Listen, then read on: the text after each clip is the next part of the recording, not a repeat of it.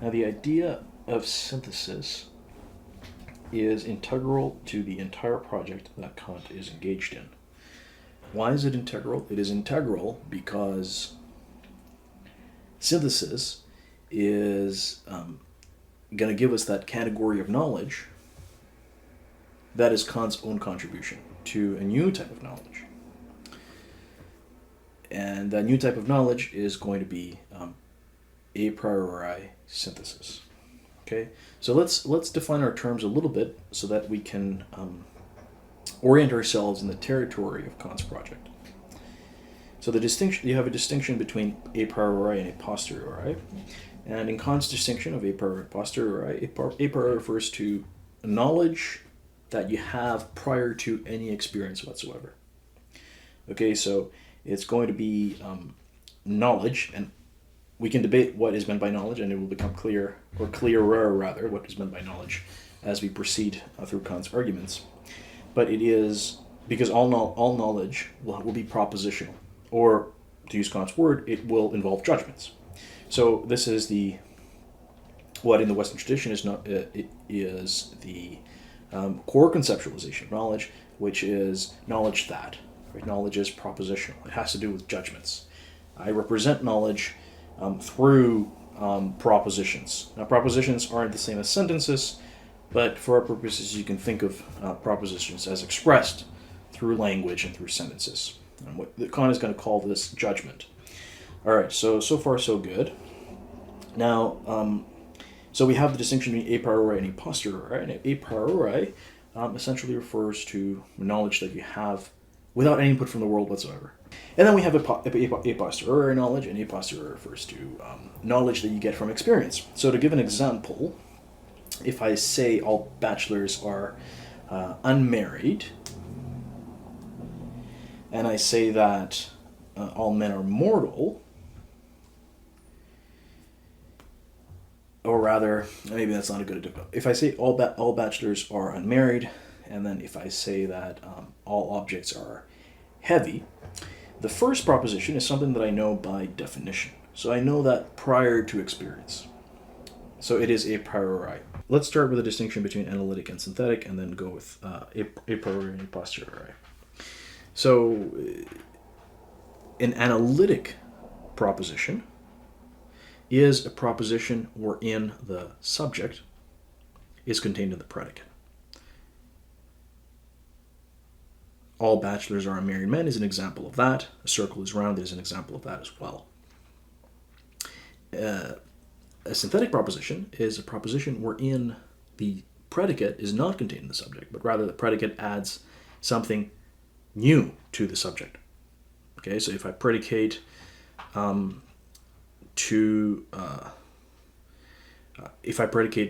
the subject object that it is heavy, that is something that is not contained in the definition of object, but rather adds some new empirical information.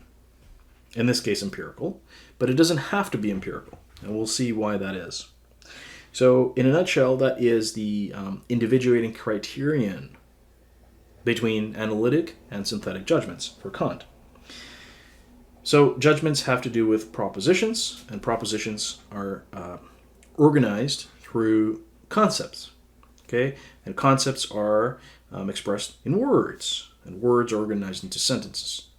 All this has to do with discursive knowledge or thought, right? And this is going to form a distinct power of cognition in Kant that he calls the understanding. But let's bracket that for a second. So we gave a distinction between analytic and synthetic, but we're also going to give a distinction between a priori and a posteriori, right? And essentially the distinction here means that a priori is prior to experience, and a posteriori will mean learned from experience. Okay, so by definition, all analytic judgments will be a priori. All analytic judgments will be a priori. You cannot have analytic judgments that are a posteriori. Okay, so all definitions, all matters of a definition, are also a priori. So even though a priori and analytic don't mean the same thing, there is a one-to-one correspondence, or rather, in the Venn diagram, they have a perfect overlap. Now, with synthetic propositions, Kant is going to say that we have a posteriori synthetic propositions, but we also have a priori synthetic propositions. And this is his major contribution in the Critique of Pure Reason. In fact, the entire project in the Critique of Pure Reason can be articulated as, use Kant's own words, how are synthetic a priori propositions possible? Now, this is a little bit misleading because to ask that question, to ask how are synthetic a priori propositions possible, tethers for Kant the question, what are the conditions of possibility for experience? Okay, what are the conditions of possibility for experience? And we'll see in a second why that is. Why that is. Because, as we will see, synthetic a priori, this strange category, right, that Kant is going to justify to us in the Critique of Pure Reason, is going to supply those very conditions. The synthetic a priori is going to supply the conditions that will make experience possible. Now think about that for a second, because that is something that bears pondering, which is the idea that this project, the very conception of this project of supplying conditions of possibility. Now, Kant not only thinks that we can deduce these conditions of possibility, but by definition, these conditions of possibility are necessary. So think of the notion of experience, and we will talk about what Kant means by experience, but experience by definition will be a posteriori. Okay? Experience is going to be something empirical.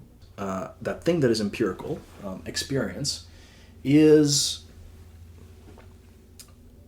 something that has certain conditions that make it possible. Has certain conditions that make it possible.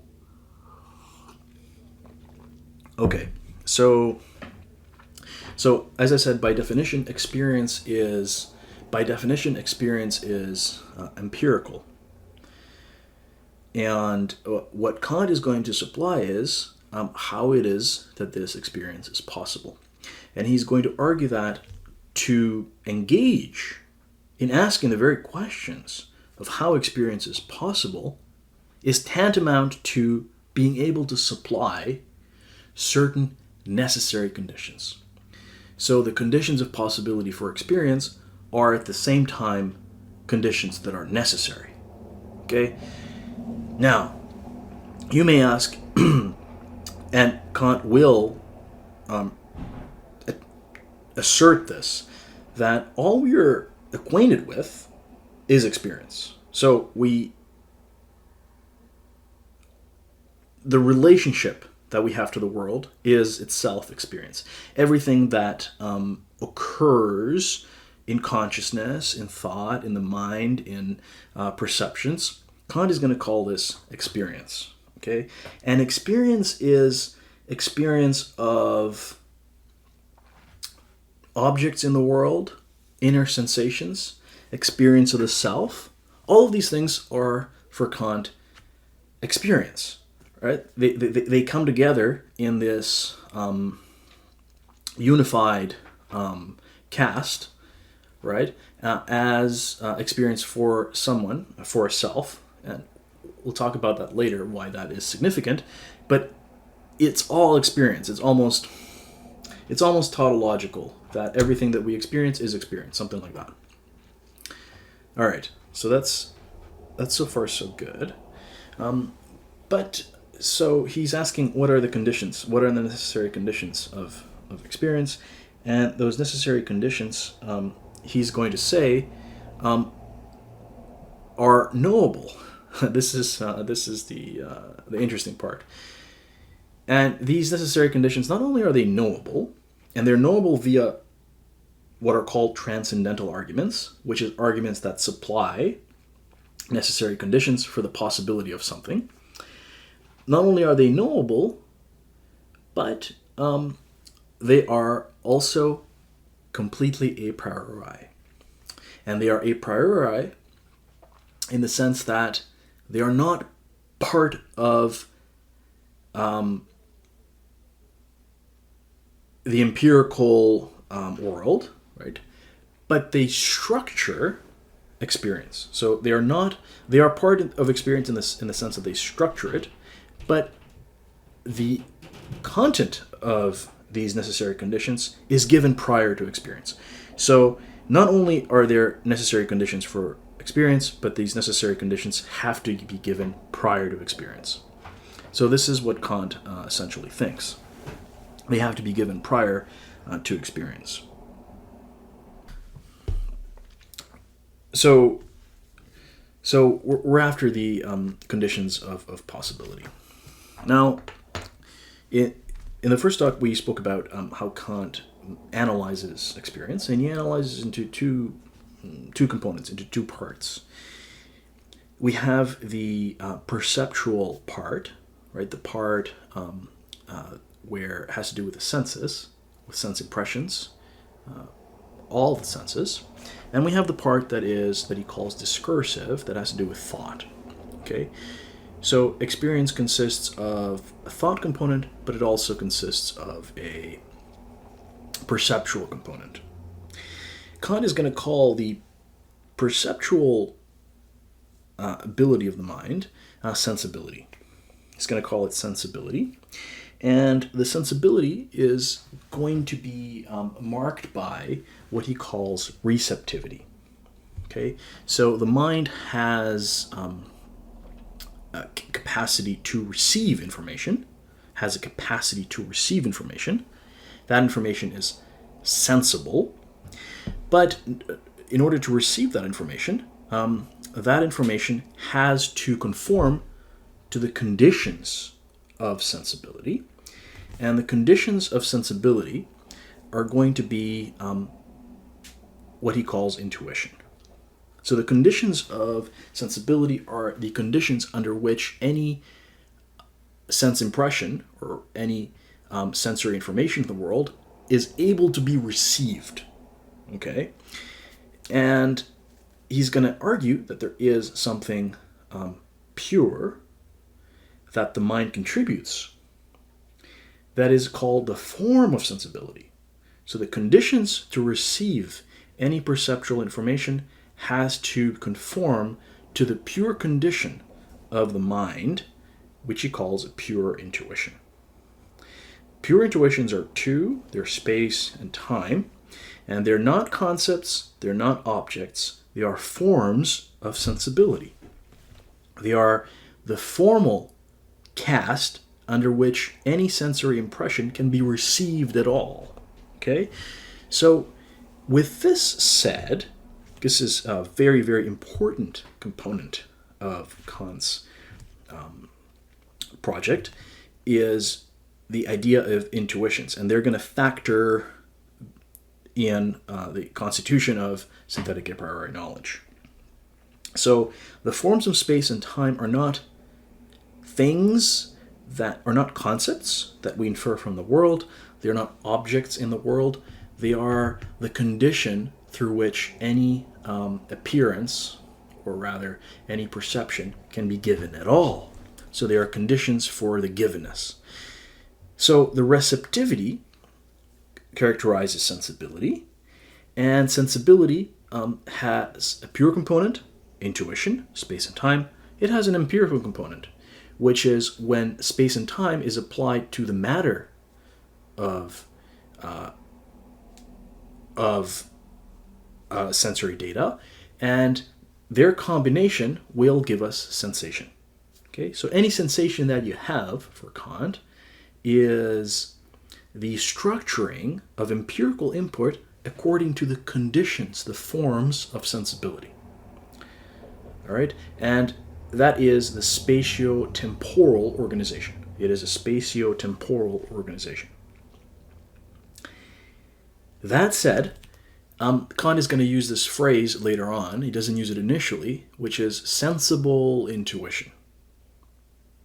And the confusions can arise about what he means by sensible intuition, so I want to clarify those confusions at the very outset. So one thing that I want to clarify is that sensible intuition refers to all of sensibility. So a sensible intuition can be pure. All intuitions, in other words, can be pure or empirical. In other words, all intuitions are sensible. Now, this is strange because space and time as pure intuitions for Kant are sensible. Does that mean that we have conscious access to the pure forms of space and time? No, he does not mean that. And he cannot mean that because, as we'll see, experience hasn't been scaffolded yet in this picture. But he does mean that those intuitions, those pure intuitions, are given to us in some way.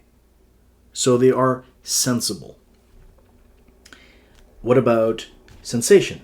Well, sensation is the application of pure intuitions to empirical input, right? And that will constitute any sort of sense perception, right? Any perception, right, is empirical intuition or sensation. What we experience is sensation only. Yet, there's also, yet pure intuition is also sensible. So the word sensible can be predicated to both pure intuitions of space and time as well as perceptions, right, which are organized by those pure intuitions. Now, why that is will become clearer later on. So let's pause now for a second and make another distinction. Kant is going to now go into the more specifics of space and time, and he's specifically going to say that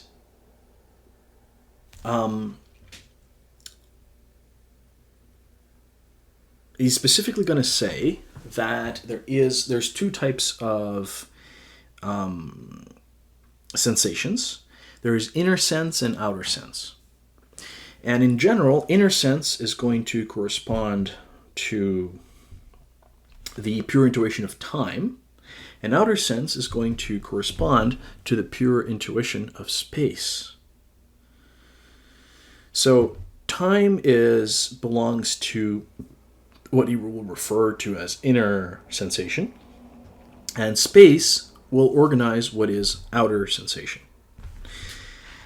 Now, this is somewhat confusing because you will ask, well, what really is inner sensation and what really is outer sensation? Why is this distinction of, space and time parceled out in this way? One way that you can think about it is that all of things that are qualitative are going to belong to inner sense, and all the things that are quantitative are going to belong to outer sense. And for Kant, the quantitative is going to be connected to space, and the qualitative is going to be connected to time. Space is going to allow us to present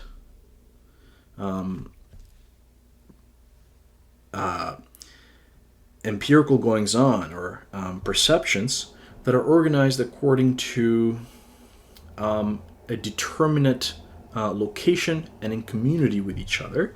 And time is going to give us the relationship between events, the succession of those events, and they can succeed one another or they can be given simultaneously. Now, there is textual evidence that supports the symmetry of inner sense and outer sense, and there is textual evidence that that supports a kind of asymmetry between the two. Why would there be an asymmetry, and why would there be a symmetry? Well, the symmetry is the natural thesis, in the sense that he has given us, a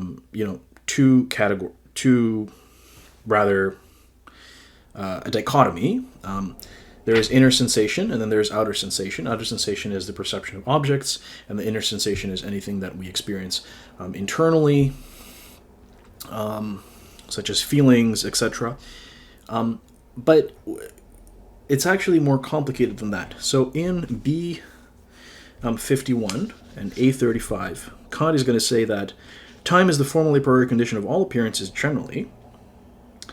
So it's the formal condition of all appearances generally. All right. Space is the pure form of all appearances, of all outer appearances. Okay.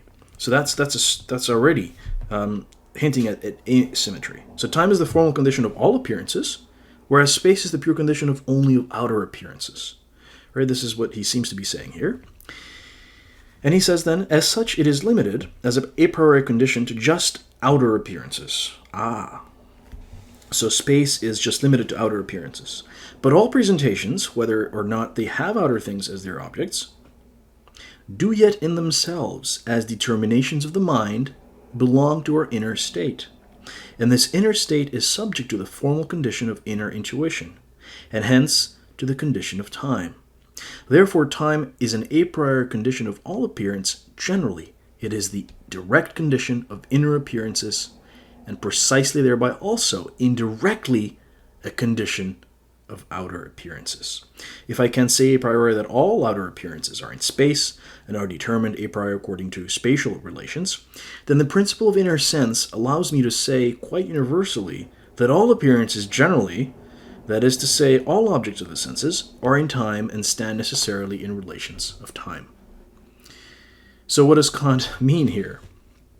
Right? So he means that the pure intuition of space has a domain of applicability, domain of application, that concerns only outer objects, whereas time concerns inner objects, but also indirectly, right, will also concern outer objects because events in the world will also be temporally organized.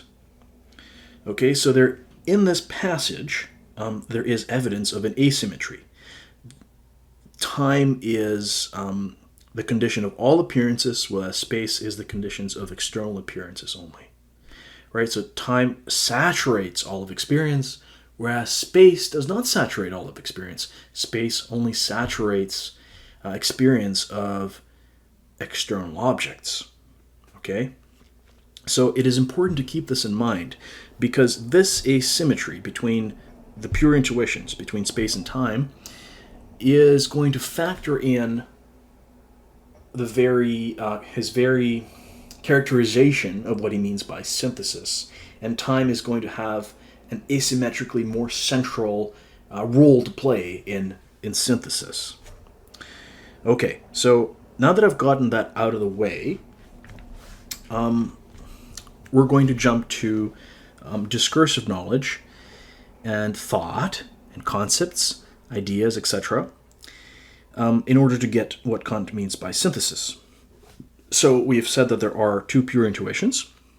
The pure intuitions are space and time, and that the pure intuitions structure all sensory input, right? In this asymmetrical way that I indicated, they structure all sensory input, and that in doing that, they constitute is an important word here, they constitute sensations.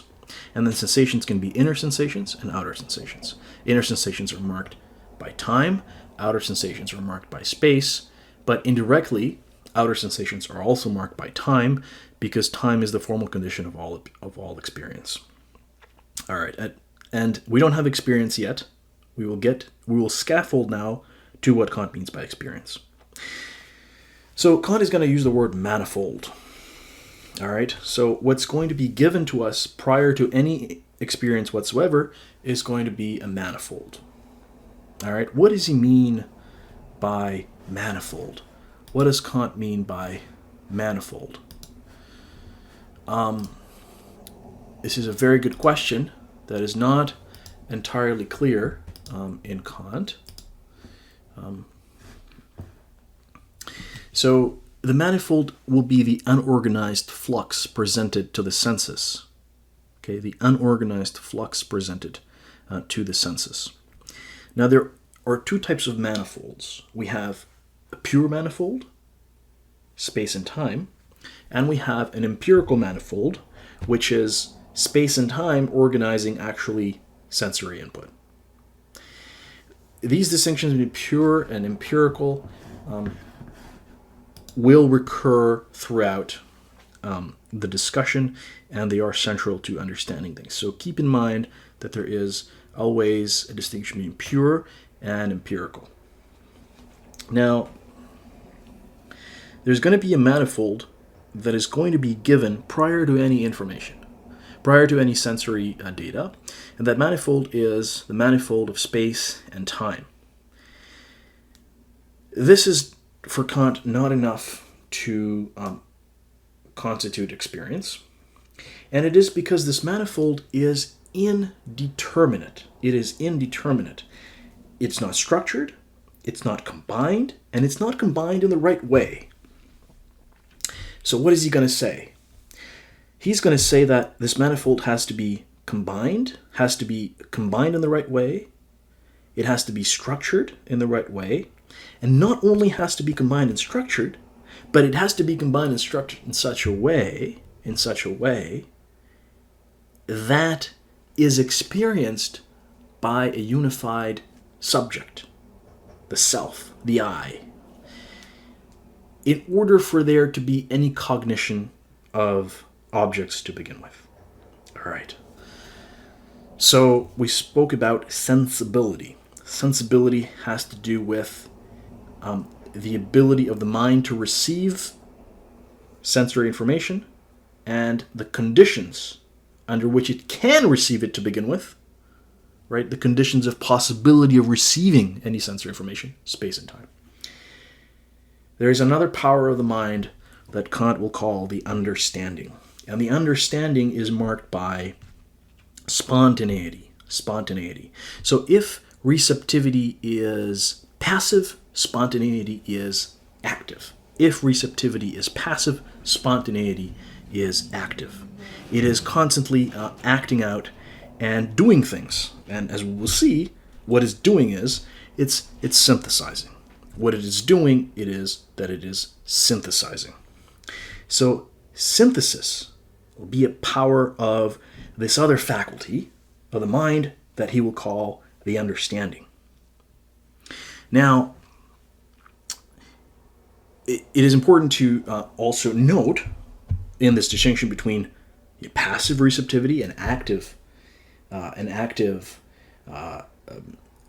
spontaneity that one is direct and the other is indirect. All right? So we will have knowledge of the object of receptivity directly, whereas we will have knowledge of the objects of spontaneity indirectly. Of course, they will all come together in one experience, which I am alluding to but not entirely explicating yet.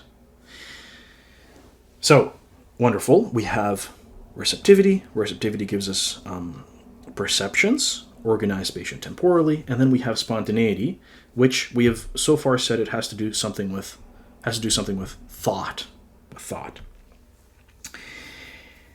Not only with thought, but that it's going to organize the pure manifold of intuition in the right way. It's going to organize the pure manifold of intuition in the right way. That is going to be spontaneity. Okay? Now, there's a lot more to say here. All right? Kant is going to assert that these two powers vary independently. He's going to assert that the conditions under which something is receivable as sensory data is a separate condition for things that are thought under the understanding, under spontaneity. All right? And this is going to be important for Kant later on in his project, where he gets to reason's dialectical use, where the understanding is going to, reason is going to veer outside of its domain of validity, which is given by, and I haven't really said this explicitly, which is given by pure intuition, which is given by the application of intuition to sensory experience, sensory objects. Okay, so it is very important to keep in mind that these are independent powers of the mind. They are independent. However, in Kant's project, he is not arguing for their independence, but he's arguing about how they are going to act in concert to constitute one single experience, right? He is going to argue about how they come together to constitute one single experience. All right, he's going to argue how they come together to constitute one single experience. So they're going to act in concert and in fashion, but in an asymmetrical way. Receptivity is just there, right? It's just doing its thing. It's receiving and according to spatiotemporal cast, to space and time as pure conditions, whereas spontaneity is what's going to do the heavy lifting of scaffolding, right? Sensibility to full-fledged cognition or experience. And Kant is going to say that we don't have cognition unless we bring in the discursive power of the mind.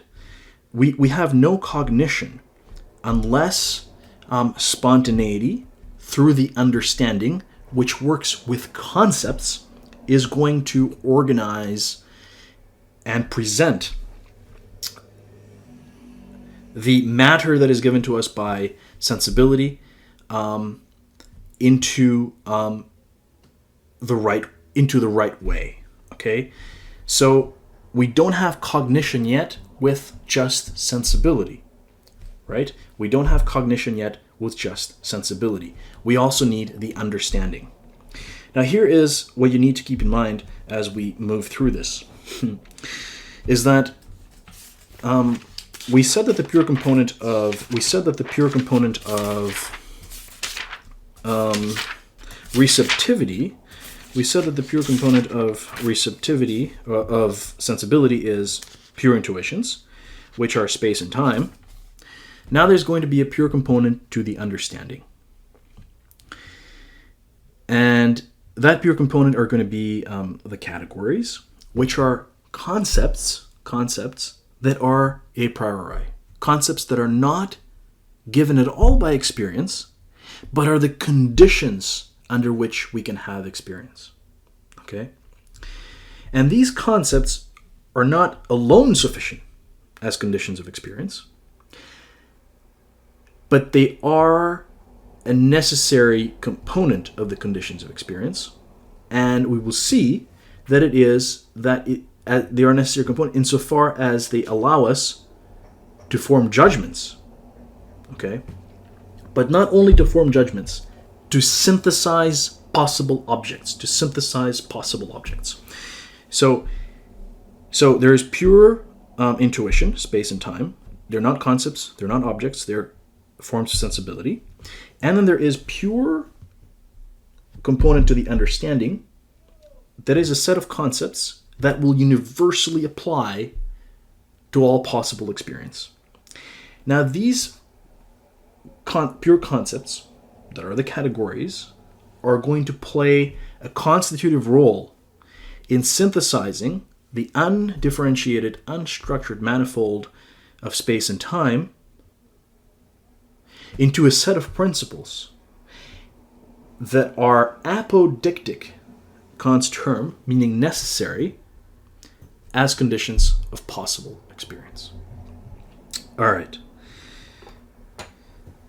So I hope that there's some clarity there, although it's not entirely clear, but that there's some clarity. So we're going to need two components. We're going to need the pure part of the understanding and the pure part of sensibility to come together to yield a set of apodictic necessary principles that will structure all possible experience. What needs bear repeating about what we just said is that this, in a nutshell, will be the synthesis, which is the application of the categories which are pure, they're not found in experience, they are mutually exclusive and exhaustive set of categories that will be applied, that will need to be applied to pure intuition. Okay? So there is a synthesis from the categories, where the categories are going to apply to pure intuitions. The categories are going to apply to pure intuitions. So if you were to ask, what does Kant mean by synthesis? Well, he means just that, the application of the categories to pure intuitions. Now, the categories and the intuitions are going to structure experience, which is empirical. So there is potentially here a chasm between pure synthesis and empirical synthesis. And as we will see, the intimation to the text is that the pure synthesis is already a done fact. It's already a done fact. Whereas the empirical synthesis is something that is ongoing. The mind is spontaneously synthesizing experience as we have it, as it's sort of unfolding. Right? So there is a sense in which the pure synthesis is already done, whereas the empirical synthesis is something that is ongoing. So one is, so to speak, synchronous, and the other is what? Diachronic. Unfolding in time. But we don't want to say unfolding in time, but we can say. But I will use that to kind of give a sense of this tension, right? So there's going to be a pure synthesis, which is going to give us what he will call later the system of principles. And the system of principles will underlie all possible experience. But through acts of spontaneity, the mind is going to, apply these principles to ongoing experience. So it's going to be actively synthesizing unfolding experience empirically. So there's a potential difference between pure synthesis and empirical synthesis. Now, it is important to keep these in mind, because pure synthesis is what's going to give us synthetic a priori knowledge. It's going to give us synthetic a priori knowledge. It's going to come from pure synthesis. All right? It's going to come from pure synthesis. So let's just pause to ponder how strange what we've just said is. So we've said we're going to isolate from experience certain necessary conditions of its possibility, and that there are two types of necessary conditions, or conditions of possibility of experience. On the one hand, we have the conditions of receptivity, space and time, and on the other, we have the conditions of thought, which are the categories. And the categories are quantity, quality, relation, and modality. Quality, quantity, relation, and modality. And under quantity, we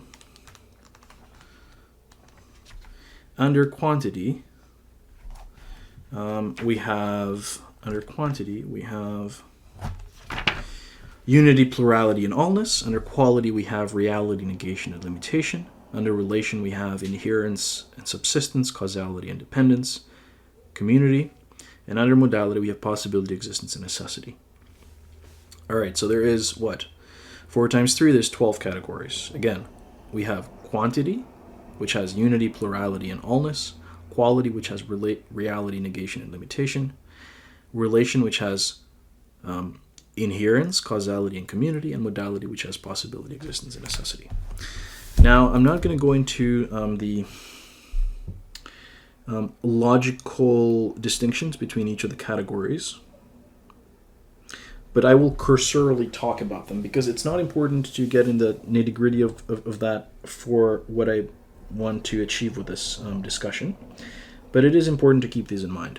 So these are, for Kant, they are prior to experience, yet they are going to structure all possible experience. The strange thing here is that Kant thinks that to be able to have cognition, you have to have certain rules that structure cognition. And he seems to think that in order to have rules, you need concepts. Okay? In order to have rules, you need concepts. So Kant thinks that you can't have rules unless you have concepts. Okay. Now, the reason he thinks this has to do with this notion of synthesis. Now, this notion of synthesis. In other words, the manifold has to be united under one concept. All right? The manifold has to be united in a concept. So if you think of the concept of chair, for example, that chair unifies a whole set of impressions of chairs in one concept, right? You can see that of the unity that Kant is talking about, is that when I predicate, chairs are things to sit on, etc., or I talk about some empirical chair, etc., or chairs in general, the category chair, right, is going to unite under that concept a whole set of impressions, right, that correspond to chair. And Kant will say that there is a homogeneity between the concept and what falls under the concept. All right, there's a homogeneity in the sense that there is a correspondence between what chair means and the impressions that are organized under chair. Now, chair is an empirical concept. It is not given a priori, and the impressions, the sensory impressions that it unifies are also a posteriori. They're also given in experience. So with synthetic a priori, what Kant is talking about is pure concepts applying to a pure spatio-temporal manifold. Right? So he's going to have a problem that he calls the heterogeneity, because it's going to be not clear how the concept of all, for example, and the concept of, negation and reality, or the concept of cause and effect, can apply to things that have nothing, that they have nothing in common with, which are the pure intuitions, space and time. So, like we said, he has already asserted that these two faculties are independent of each other. And yet, he is going to have to argue that they come together to constitute possible objects.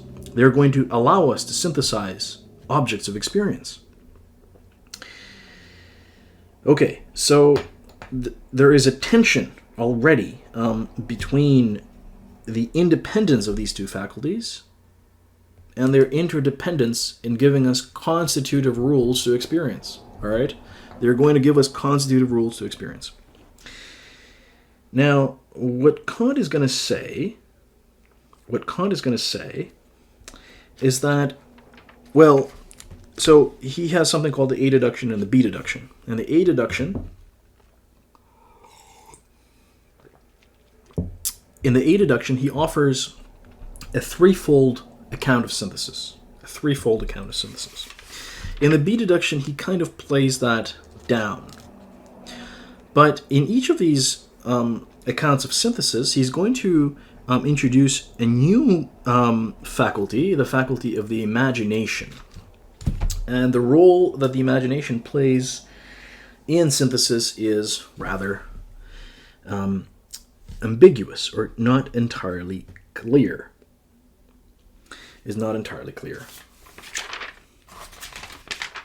Let's see what these types of syntheses are. All right. So we're going to have three syntheses: synthesis of apprehension, we're going to have the synthesis of apprehension, of presentations by intuition. We're going to have the synthesis of reproduction in the imagination, and the synthesis of recognition in the concept. And the synthesis of recognition in the concept. So all these three are going to come together to synthesize objects. So it seems that there's, three types of synthesis. A natural question to ask is, are these syntheses diachronic? Or are they synchronic? Are they happening at the same time? Are the syntheses pure, or are they empirical? Now, he's after pure synthesis in the deduction. Right? He wants to give us pure synthesis. And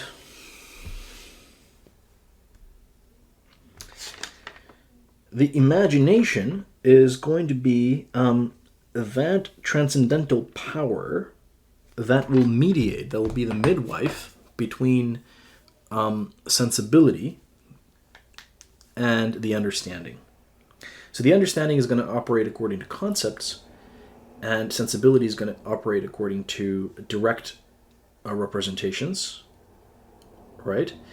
And the imagination he says, is a power of spontaneity that is marked by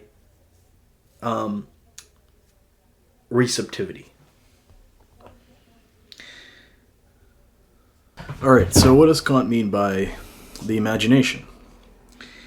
So we said that the imagination is something like a midwife between the understanding and sensibility, but we haven't really quite said how it is that. Now, I did say that Kant has he gives two different deductions of the categories, transcendental deductions. In the first edition, that's called the A deduction, and in the second edition of Critique of Pure Reason, which is called the B deduction. Now, there are important continuities between the A deduction and the B deduction, and then there are divergences of presentation and, more controversially and contentiously, divergences of substance. And one of the possible divergences of substance concerns the role of the imagination. So in the A deduction, Kant is going to give us a threefold synthesis. We're going to have the synthesis of apprehension, then the synthesis of the reproduction in the imagination, then the synthesis of recognition in the concept. So all these syntheses will then come together in something that he will call the transcendental unity of apperception. Now, in the A deduction, it is not entirely clear how the threefold synthesis relates to then what he calls the transcendental unity of apperception. And what will be the transcendental unity of perception, which he will introduce in the third synthesis. So the first synthesis, the synthesis of reproduction, the synthesis of apprehension, concerns a preliminary synthesis of what's given through sensibility in pure intuitions. All right, what's given. And he says that single impressions are going to be arranged sequentially in time.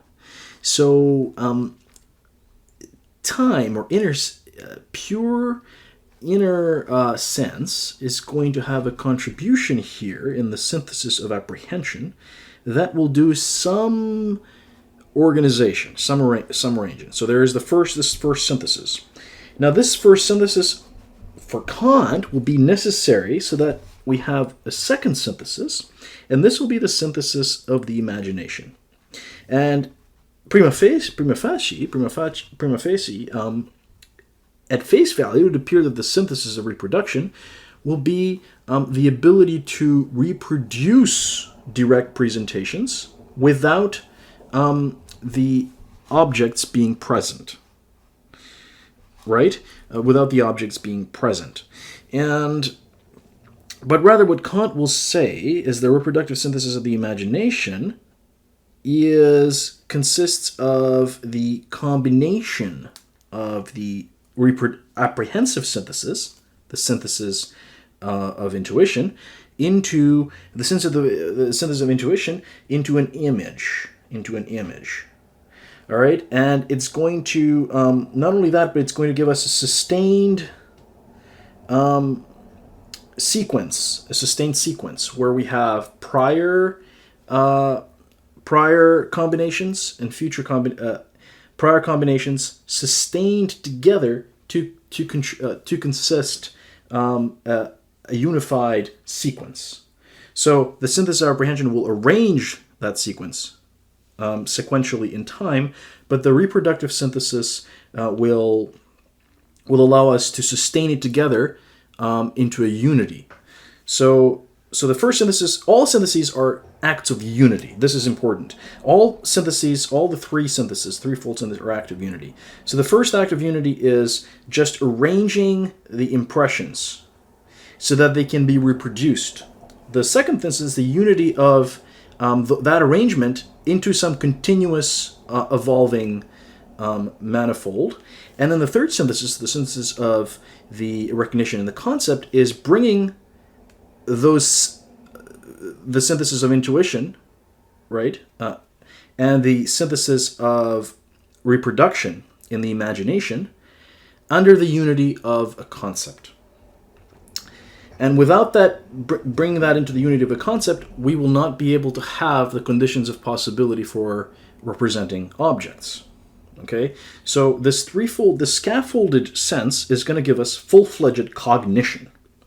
But what's going to happen is that in the third synthesis, Kant is going to introduce an idea that he has foreshadowed before, and that is the idea that not only do we have these kind of separate yet related acts of unity that seem to scaffold up, and that might be synchronous or might be diachronic, but they're likely synchronous, that there is something called the transcendental unity of apperception, which is that in order for what is given to be presented as an object, it must be presented to a unified subject. And the unified subject is designated by the I think. The unified subject is so in order for there to be a cognition of objects through this tripartite synthesis, the thing that is synthesized has to be presented in a unified experience, says Kant.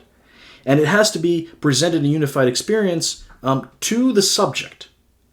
And so the subject has every cognition of a possible object has to be accompanied by the identity of the subject itself, by the I think. Okay? And so the I think is going to accompany every possible presentation. All right? And he's going to call this apperception. And in the A deduction, it is not entirely clear how apperception comes out of these three different syntheses. Now, before we say more about apperception and its role and what it is, we need to say a little bit more about the imagination. And the imagination, like I said, is the midwife. It would appear as though it's this middle ground between the understanding and sensibility. And not only that, but it appears to be an alloyed faculty, a faculty that is not merely sensibility, and it is not merely understanding. What do I mean by that? Kant will assert that the imagination is closely tied to the synthesis of apprehension, right? So it is an extension of sensibility, so to speak, but it is an extension of sensibility that acts spontaneously. And if we recall, spontaneity is belongs to the understanding. It belongs to that power of the mind to spontaneously form judgments, and these judgments are going to be organized according to the pure transcendental categories, which will organize the manifold that is given in intuition into a set of principles. All right, so the imagination, why would Kant even say this? Well, he gives the example of drawing a line in the mind, And in order to be able to draw that line in the mind, first of all, we don't really, according to Kant, this can be completely a priori. Remember that a line is something that we can determine just by pure intuition, right? Pure intuition, which means that it is a spatial arrangement in time. And first of all, we need the synthesis of apprehension in order for that sequence to be arranged temporally. And then we need the second synthesis of reproduction in imagination in order to create a continuous image of something that is not given to us. So there is no object given in that in the imagination. So in our mind's eye, we can draw this continuous line. And so far, we don't even have any concepts. Okay? And then the concepts are going to give us the ability to form, to actually synthesize that entire sequence to a unified subject to which that sequence is presented to. Okay? So not only will the understanding give us the ability to form judgments, we'll unify those presentations according to concepts, but we'll also present those synthesized objects to a unified subject. So I'm going to use the text here now to give us some evidence of what we're talking about. So in the B deduction, in B152, he will say, when the figurative synthesis concerns merely the original synthetic unity of apperception, merely this transcendental unity thought in the categories, then it must be called the transcendental synthesis of the imagination, to distinguish it from merely the intellectual combination. So I will talk about that in a second, but here comes the definition of imagination. Imagination is the power of presenting an object in intuition, even without the objects being present. Aha. So imagination is the power of presenting an object in intuition, even without the objects being present.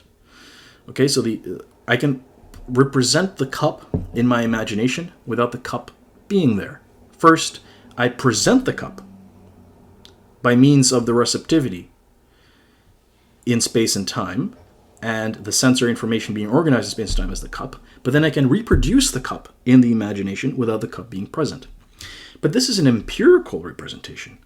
So later on, he will make a distinction. So first he calls it the synthesis or reproduction in the imagination. Later on, he'll make a distinction, and a quite stern one, between productive and reproductive synthesis. And what he'll call reproductive synthesis will concern laws of association. So the persistence of the cup in time is an empirical presentation, and the moving of my cup, for example, with my hand, that will be a set of associations. Associations only occur through empirical rules. But productive synthesis, what he'll call productive, is a synthesis that will occur entirely a priori without any information being given empirically. He will call that productive synthesis. He will call that productive synthesis. And that productive synthesis will form the condition of possibility of us being able to arrange empirical representations in the imagination. Okay, he'll call that productive synthesis. Pure productive synthesis he will call affinity.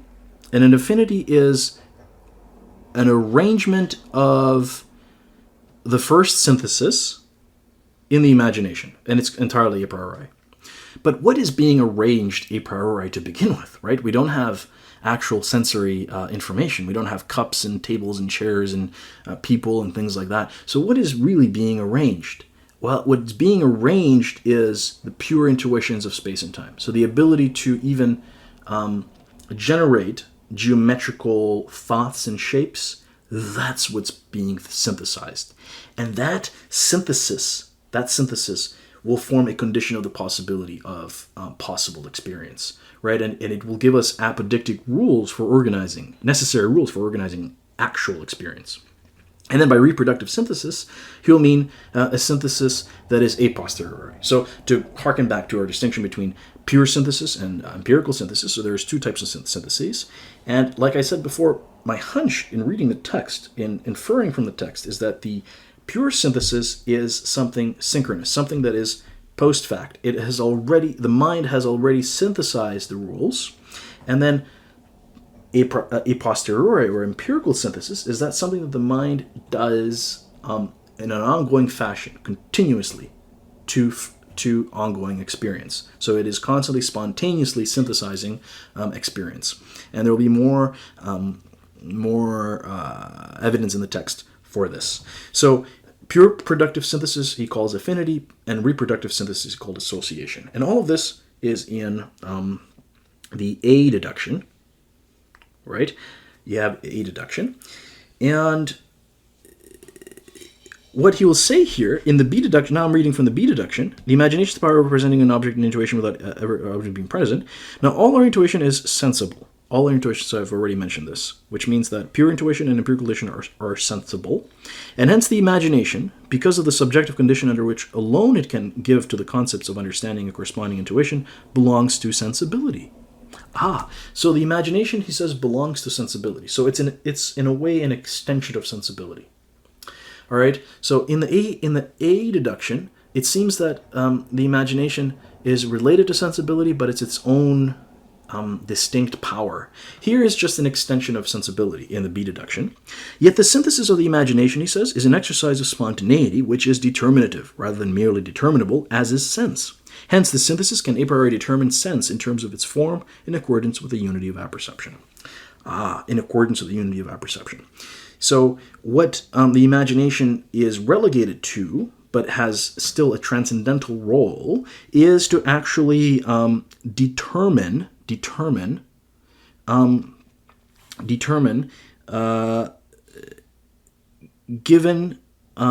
intuitions, right? Given intuitions from the sensibility in a spontaneous manner. So, and then he'll give the famous example of drawing a line in the head. So, we cannot think a line without drawing it in thought. We cannot think a line without drawing it in thought. We cannot think a circle without describing it. By describing, means to draw it in thought.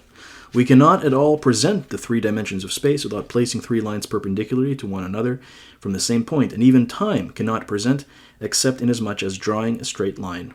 We attend merely to the act of the manifold synthesis, whereby we successively determine inner sense, and thereby attend to the succession of the determination in inner sense. All right. So essentially, what he's saying is that the synthesis of apprehension and the synthesis of productive, the sense of the imagination, these are in some way are going to be independent from apperception. Yet with apperception, we're going to have cognition. With apperception, so he says you can't have appearance without consciousness. All right.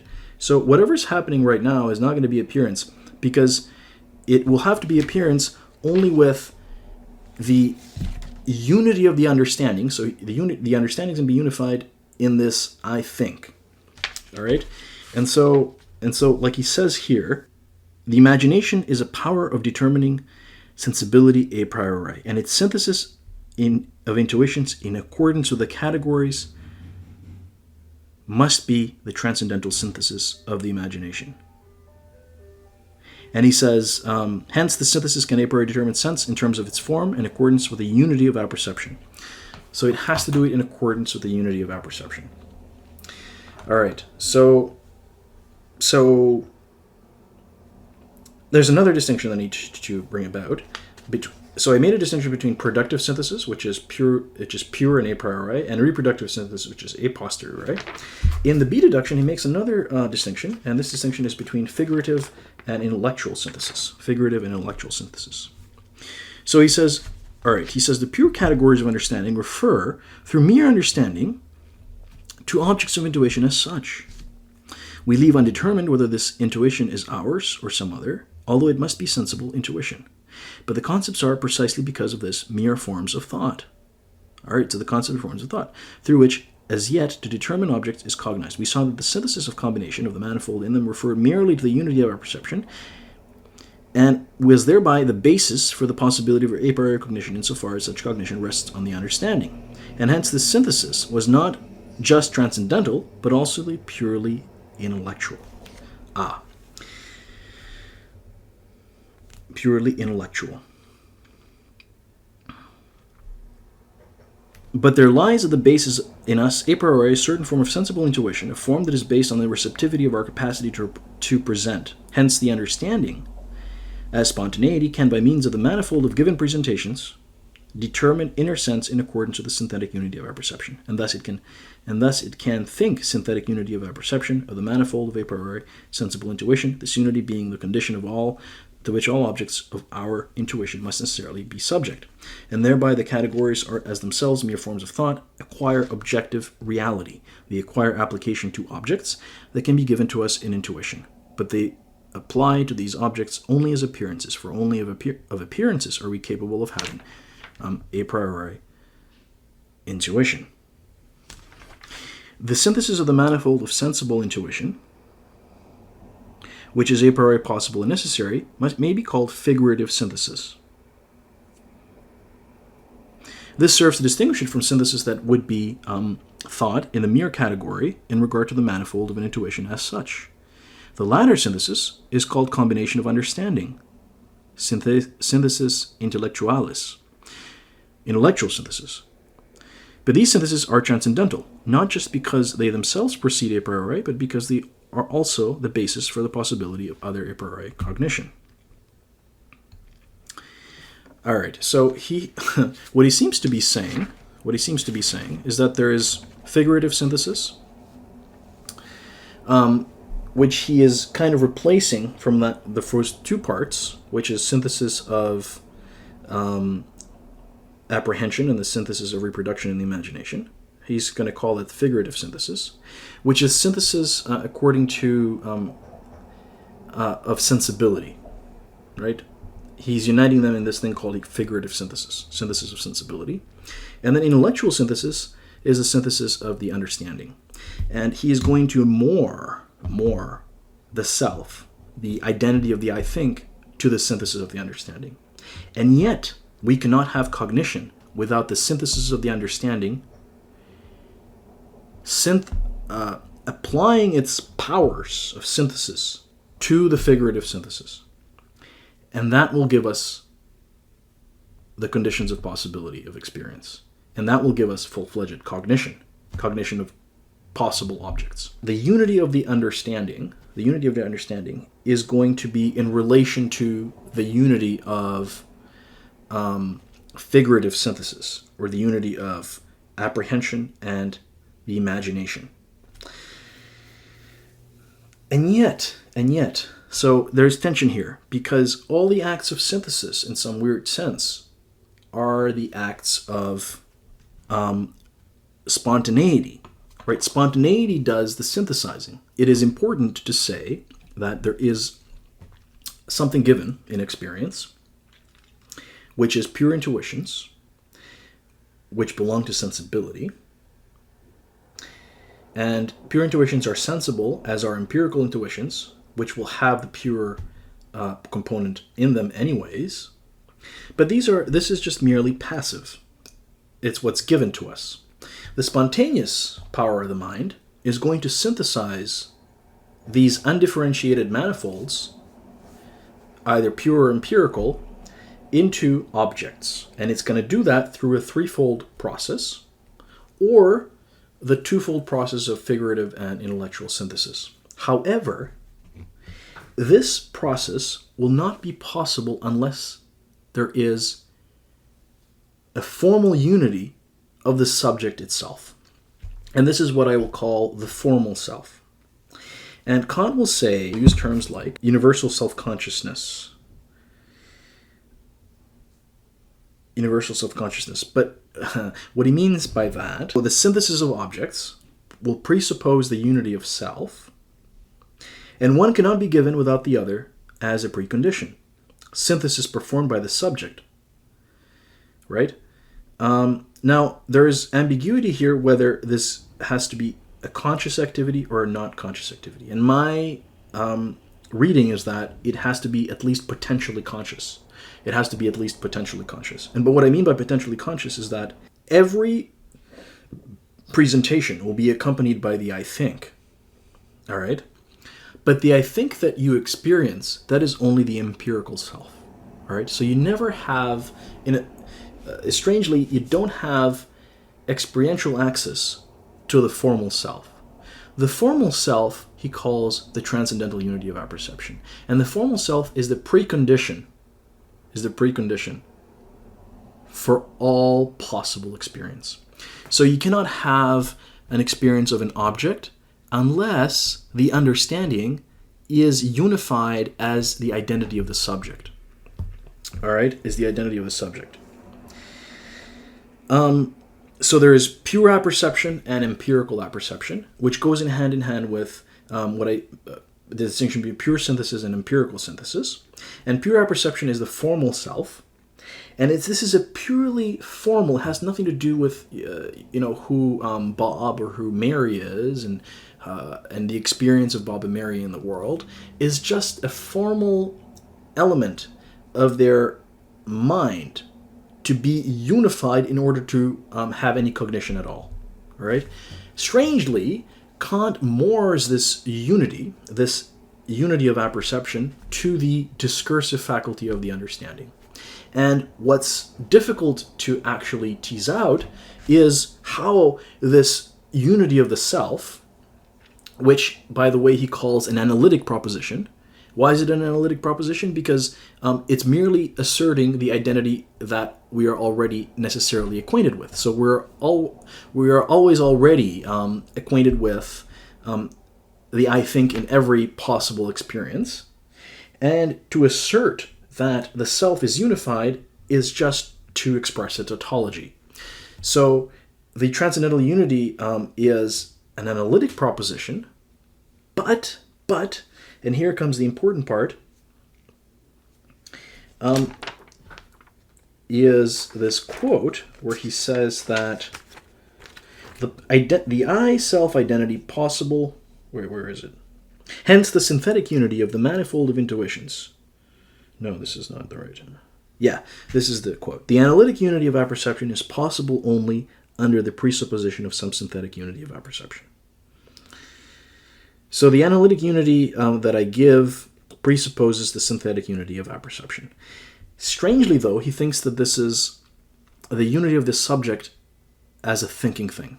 Okay, and this is where those Cartesian shards are so firmly lodged in Kant, because he thinks that when he's giving his account of synthesis, right, how we marry pure intuition with pure aspects of the understanding, he says that, wait, I'm going to apply these categories to these pure forms to give us the rules through which all objects can be presented, but who are they presented to?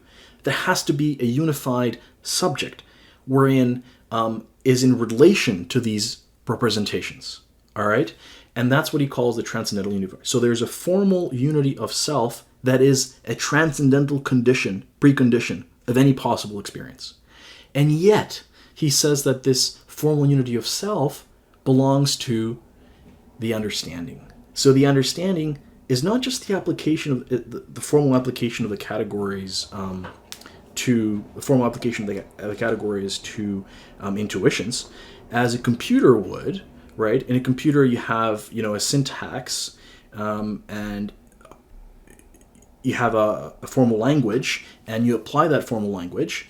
You apply those rules, right, to incoming data in a machine, but in actual cognition, the application of rules already presupposes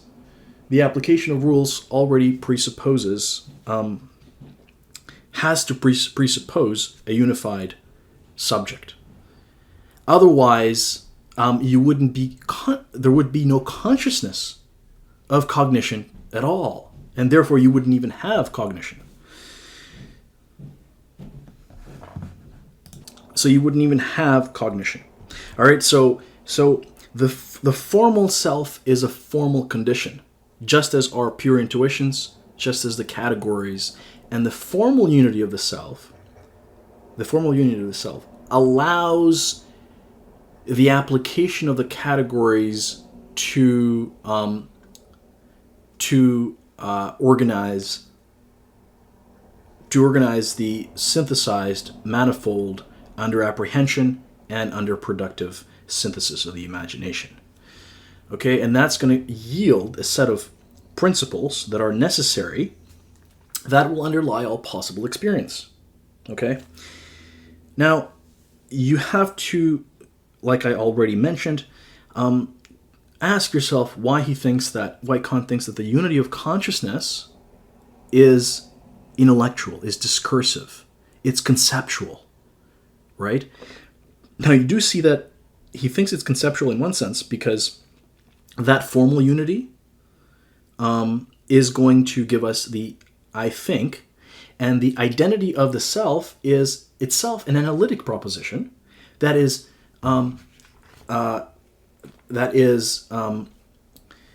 dependent on or parasitic on a prior presupposition of the synthetic unity of apperception.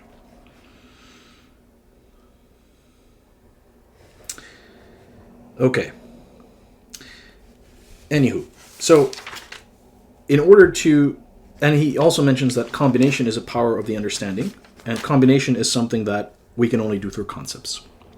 So to the original answer, why he thinks that there must be concepts for there to be rules to experience is because he thinks he can't have combinations without these concepts. And the concepts correspond one-to-one to the powers of judgment.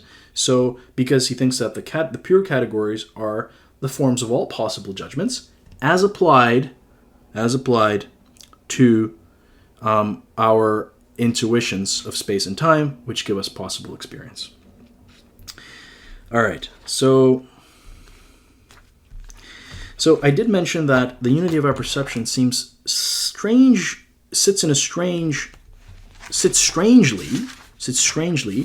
with the categories, right? Sits strangely with the categories. And it seems that Kant was aware of this, and he didn't really know how to bring it together.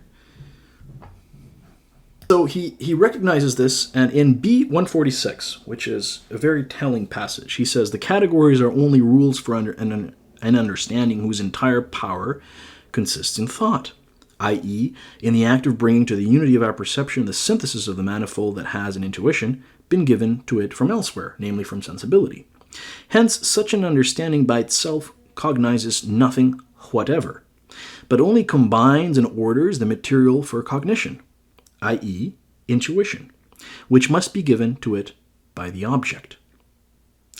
But why our understanding has this peculiarity, that it a priori brings about unity of our perception only by means of the categories, and only by just this kind and number of them, for this no further reason can be given, just as no reason can be given as to why we have just these and no other functions in judging, or why time and space are the only forms of our possible intuition.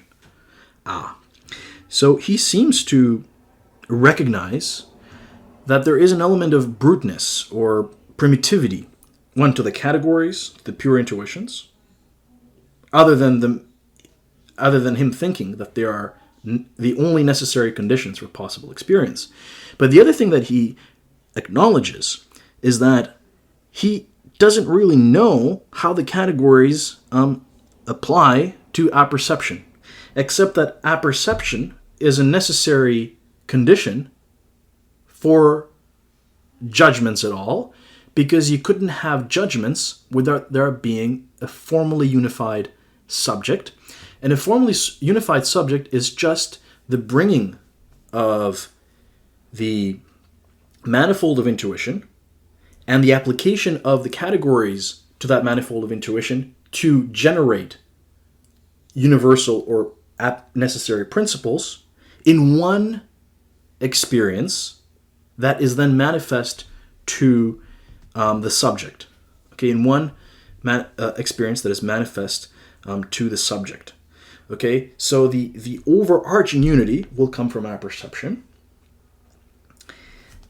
But how does formal apperception apply the categories is not entirely clear, except that then he will say that the experience self is itself only an appearance, that is itself parasitic on this pure synthesis, that is done by the spontaneity of the original transcendental unity of apperception. So your experience self is a consequence of a prior and pure synthetic unity of apperception, and that is a necessary condition for your experience to be unified at all. But the self that you experience, that is the empirical self. That is the self that is arranged according to the rules of a priori synthesis, and it is arranged according to a prior synthetic unity of apperception. If that makes any sense. All right, so essentially we were trying to say what Kant means by synthesis, and what he means by synthesis is essentially combining presentations, unifying them, arranging them according to rules, and unifying them under concepts. And so it seems that there are steps in synthesis, but it also seems that synthesis has to be done according to an overarching principle, which is the transcendental unity of apperception. And this is there is intimation that this is intimately connected to inner sense, because inner sense, where the unity of the subject, is going to saturate all possible experience, unlike outer sense, which has a domain of applicability only to external objects, right? And that's space. Now Kant will assert many, many times that what we're actually given is experience. So we don't directly experience a priori synthetic principles. They're not experienceable. What we're given is experience. So actual experience consists in apprehension of appearances, their association or reproduction, and thirdly, their recognition. So actual experience is going to have all these acts of synthesis already baked into it. It's going to already have them baked into it. And what we're given is always experience, okay? And what we have deduced is the conditions through which this experience can be organized. And these conditions are necessary and they are rule-like, okay? And because they're rule-like, Kant thinks that it is primarily the understanding through its kind of generative capabilities of spontaneity that will order the raw materia of intuition, both pure intuition and empirical intuition, into material, right, that can be presented as consciousness of objects. Okay? And in order to do that, not only does it supply the rules, but it also supplies the formal unity of self, which is the necessary condition that those judgments belong to a unified subject. So it's not just the judgments, the principles, but that the principles are unified to a self. And the reason why experience is experienced as unified is because of this prior condition of a unified formal self.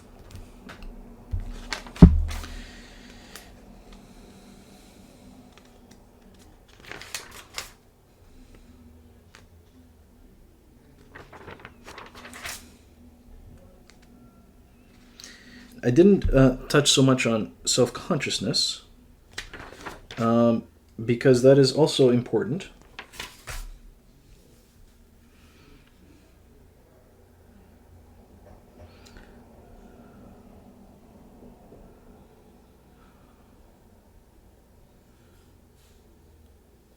So, for example, just to hammer home that last point, in B133, 135, he says something like, identity of apperception of the manifold given in intuition contains a synthesis of presentations and is possible only through the consciousness of the synthesis.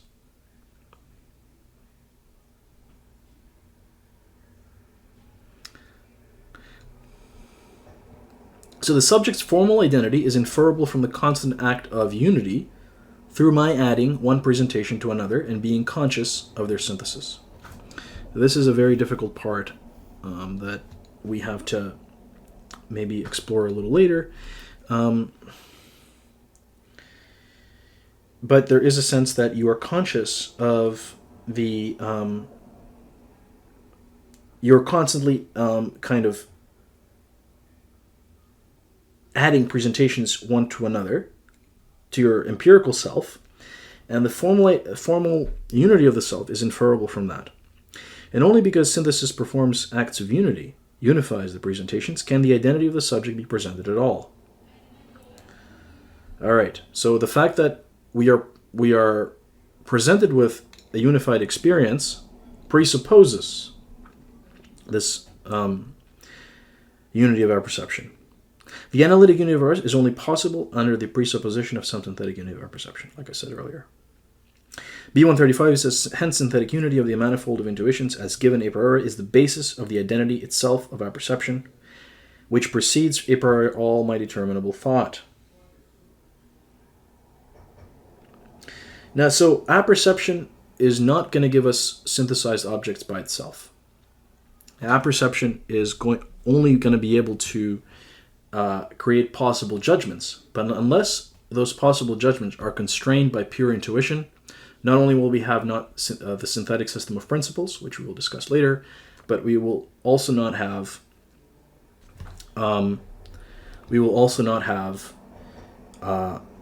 possible objects. Okay, so possibility of objects has to be given by the application of the supreme unity, principle of unity of the understanding, which is transcendental unity of apperception, application to pure intuition. And like he says, and this is very important here, like he says here, in the A, I believe this is, in the A deduction, he says, the unity of our perception in reference to the synthesis of imagination is the understanding. See, the unity of our perception in reference to the synthesis is the understanding. All right, so the understanding is somehow not independent of the synthesis of the imagination and the synthesis of apprehension of a given manifold, pure manifold of intuition. And yet, he will assert that these two powers are independent. But understanding is just the unity of our perception in reference to the synthesis of the imagination. And the same unity as referred to the transcendental synthesis of the imagination is pure understanding. The same unity of our perception in reference to the transcendental synthesis of the imagination is the pure understanding.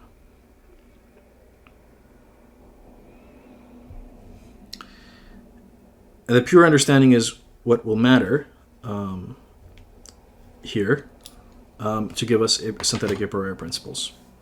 Hence, there are in the understanding pure a priori cognitions that contain the necessary unity of the pure synthesis of the imagination in regard to all possible appearances.